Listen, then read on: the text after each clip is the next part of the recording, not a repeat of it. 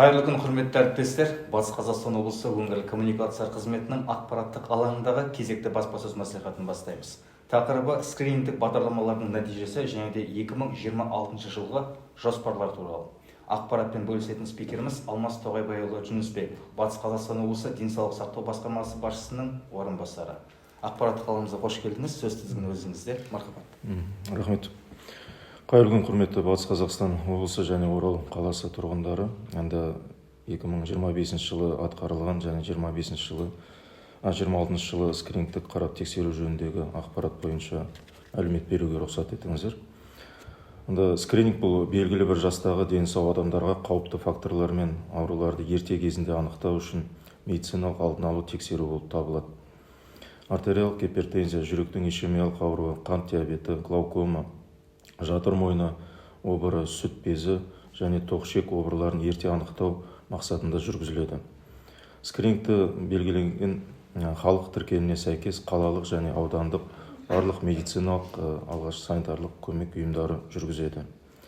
25 жылы облыс бойынша жүрек қан тамыр аурулары, қант диабеті, глаукомаға 40 жастан 76 жас аралығындағы нысаналы топтан 200.021 адам жоспарланып, оның барлығы 100% скринингтік тексерумен қамтылды.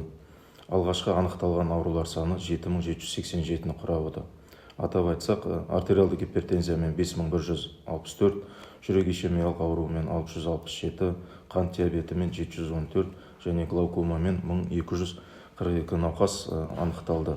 Олардың барлығы дерлік диспансерлік есепке 100% алынып, арғарай тиісінше емдерін қабылдап жатыр. Сонымен қатар бізде онкологиялық скринингтер жүргізіледі.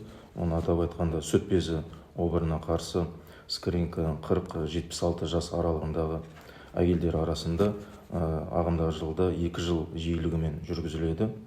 Сүт безі қатерлі ісігі скринингі бойынша 96,2%, яғни айтқанда 43230 айыл тексеруден өтіп, сүт безі қатерлі ісігі ерте кезеңінде 68 әйелден анықталды. Оны айта кетсек, ерте сатысында бірінші кезеңде 46 және екінші сатысында 22 әйел. Қатерсіз ісіктер олар рак алды аурулары болып табылады, 11914 әйелден анықталды. Және келесі ол жатыр мойны обырына 30 және 74 жас аралығындағы әйелдер жоспарланды. Олар 4 жылда бір рет өтеді. Яғни облысымыз бойынша қазір 31217 әйел кісі өтіп, 12 әйелден қатерлі жатыр мойны ісігі анықталды. Оның ерте сатысында 9 және екінші сатысында 3. Және ісікке дейінгі патологиялар, рак алды аурулары 885-ті құрап отыр. Және сонымен қатар колоректальды қатерлі ісігі скринингіне 50 жастан 76 жас аралығында әйелдер мен ерлердің 53262 кісі, яғни жоспарымыздың 98,7% қамтылды. Оның ішінде 19 колоректальды рак обыры анықталды және ісікке дейінгі патологиялар бойынша 487 кісіден анықталды. Бұл науқастардың барлығы диспансерлік есепке алып, арғарай емдерін жалғастыратын болады.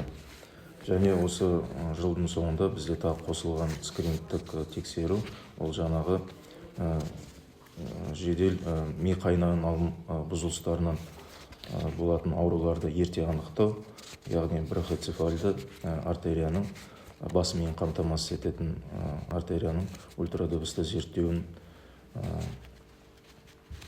өткізіп, және тиісінше арғарай тамыр хирургтарымен консультация өтеді. Ондай кісілер бізде биылдыққа 14.000 үстінде кісі жоспарланып отыр. Биыл сол скрининг түрі жалғасын табатын болады. Скрининговое обследование представляют собой профилактические медицинские осмотры целевых групп взрослого и детского населения, проводимые с целью раннего выявления заболеваний и факторов риска их развития. Скрининговые обследования помогают выявить заболевания на ранней стадии или предрасположенность к нему, подобрать оптимальное лечение и назначить комплекс профилактических мер. С января 2026 года среди взрослого населения скрининги на онкологические заболевания то есть раннее выявление рака шейки матки, молочной железы и колоректального рака, артериальную гипертензию, ишемическую болезнь сердца, сахарный диабет и глаукому стали доступны всем гражданам Республики Казахстан, независимо от их статуса в системе обязательного социально-медицинского страхования. Эти услуги переведены в пакет гарантированного объема бесплатной медицинской помощи. Скрининг осуществляется городскими и районными учреждениями первичной медико-санитарной помощи по конкретным заболеваниям и для определенных возрастных групп. Таким образом, в 2025 году в области подлежало скрининговому исследованию 200 021 граждан из следующих целевых групп. Процент фактического охвата составил 100%.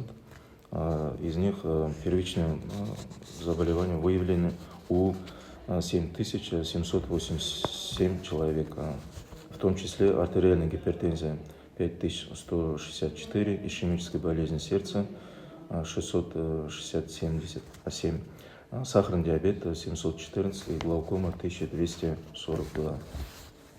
На раннее выявление рака молочной железы, которое проводится среди женщин от 40 до 76 лет каждые 2 года, в текущем году составил 96,2% женщин.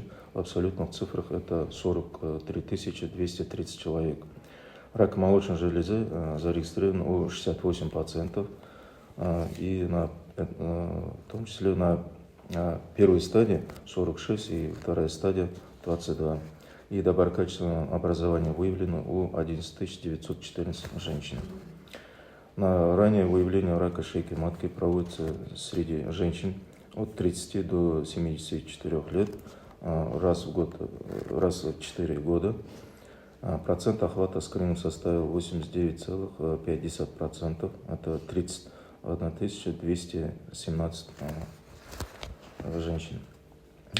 Рак шейки матки выявлен у 12 женщин. На первой стадии это 9 и вторая стадия 3. Предраковой патологии у женщин 885. На раннее выявление колоректального рака проводится среди женщин и мужчин от 50 до 76 лет. Охват составил у нас 98,7%. Это в абсолютных числах 53 262 человека. Выявлено 19 случаев колоректального рака, в том числе на первой стадии 5 и вторая 12. Предраковой патологии у 487 человек. Лица с выявленными в ходе скрининга заболевания взяты на динамическое наблюдение в медицинских организациях по месту прикрепления, и дальнейшее обследование проводится соответствующее лечение. Спасибо. Рахмет. Ақпараттық алаңызға келіп түскен сұрақтармен көрсек, өткізілген скринингтер нәтижесінде қандай ауру түрлері жиі анықталды және олардың ішінде ерте сатыда табылғандарының үлесі қандай? Сұрағыңызға рахмет. Енді жалпы барлығы скринингтердің түрлерінен аурулар жаңағыдай жақсы деңгейде анықталып жатыр деп есептейміз. Енді көп анықталатындар енді әрине бізде жүрек қан тамыр ауруларынан болатын скринингті. Енді олардың барлығы енді симптомсыз бір белгілері болмағандықтан анықталмауы мүмкін жай кезде. Сондықтан енді артериальды гипертензия және жүректің ишемиялық аурулары көп анықталады бізде скрининг түрлерінен. Енді ерте сатысында біз көбіне онкологиялық аурулардан анықталатын скрининг түрлерін жатқызуға болады. Онда жалпы бізде осы 3 түрлі онкологиялық скрининг түрлерінен 99 кісіден анықталып отыр қатерлі ісіктер. Оның енді 60%, үшеуінен де бірдей көрсеткіштері осы ерте сатысында анықталды. Ол енді скринингтің мақсаты да сол, ең бірінші осы ауруларды ерте сатысында анықтау. Ол деген сөзіміз, енді науқастарымыз толыққанды емделіп кетуге мүмкіншілік береді деген жақсы көрсеткіш деп ойлаймын. Рахмет. Кезекті сұрағымыз 2026 жылы скринингтік бағдарламалар аясында қандай бағыттарға басымдық беріледі? Енді 2026 жылы енді жалпы барлық скрининг түрлеріне енді басымдылық бар. Бізде енді жаңағы біріншіден мұнда басымдылық жұмыс берушілер тарапынан да біз сондай еңбек кодексінде де көрсетілген. Біздің 174-ші бұйрық бойынша да денсаулық сақтау министрлігінің сол жұмыс берушілер өздерінің қызметкерлерін осы скрининг тексерулерге уақытында жіберу және соған жаңағыдай баруларына жағдай жасау, қамтамасыз ету ол басымдылық болып табылады. Және енді өткен жылдан бұрын енді сақтандырылмаған азаматтар осы кісілерге жаңағы өту мүмкіншіліктер болмады. Енді осы 25 жылдың жартыжылдығынан бастап, екінші жартыжылдығынан сақтандырылмаған азаматтарға да онкологиялық скринингтен өтуге мүмкіншілік берді. Бірінші және екі кезеңнен. Соны да ары қарай жалғастыратын боламыз. Және солармен тікелей жұмыс жасаймыз деп ойлаймын. Көп рахмет. Және де кезекті сұрағымыз, келесі жылы енгізілу жоспарланып отырған жаңа скрининг түрлері немесе жас топтары бар ма? Енді жаңа скринингтер, жаңа өзім баяндамамда айтып кеткендей, осы 2025 жылдың желтоқсан айынан бастап бізде сол ми қан айналым бұзылыстарын алдын алу бойынша скрининг түрі кірді. Оған ер адамдар қатысады, 50 жастан 76 жастағы ер кісілер 2 жылды салып арасына. Олар енді міндетті түрде жаңағыдай брахицефалды дейміз, ми қамтамасыз ететін қан тамырларын ультрадыбысты зерттеулерін өту керек болады. Сондықтан осы скрининг түріне біз енді күш саламыз. Енді ол да 14 мыңның үстінде кісі жоспарланып отыр. Ол биыл жалғасын табады. Енді тағы бір енді жоспарда бар скринингтің түрі ол гепатит Б және С. Оған енді осы биыл енгізілу керек деп отырмыз. Жалпы жоспардағы. Оған енді бізде ауруханаға жатқызу алдында және ауруханадан шыққаннан кейін 6 айдан кейін осы гепатит Б мен С-ға тексерістер жүргізеді. Оның сыртында жүкті әйелдер, олар учетқа тұрған кезде жүктілік бойынша есепке тұрғаннан бастап және ол тексерулері болмай қалған жағдайда босану алдында міндетті түрде содан тексеруден өтетін болады. Және бізде қан құю, гемотрансфузия дейміз, сосын трансплантология немесе ағзалар ауыстыру кезінде сол кісілерден міндетті түрде алынады және одан кейін де 6 ай бойында бақыланып отырады. Және медициналық біздің қызметкерлер, олар енді тікелей қанмен жұмыс жасағандықтан, оларда жұмысқа кірер алдында міндетті түрде тексеріледі және жұмыс істеп жүргеннен кейін 6 ай сайын тексеріліп тұратын болады. Осы биылғы жоспарымызда бар. Оны тағы да қосылған жағдайда міндетті түрде халыққа жеткіземіз деп айтады.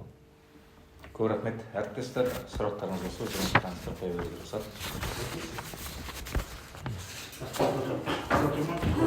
Көп рахмет. Ендеше алаңыңызға келіп ақпаратпен бөліскен үшін шынайы алғысымызды білдіреміз. Осымен баспасөз мәслихаты өз мәресіне жетті. Баршаларыңызға көп рахмет. Аман сау болыңыз.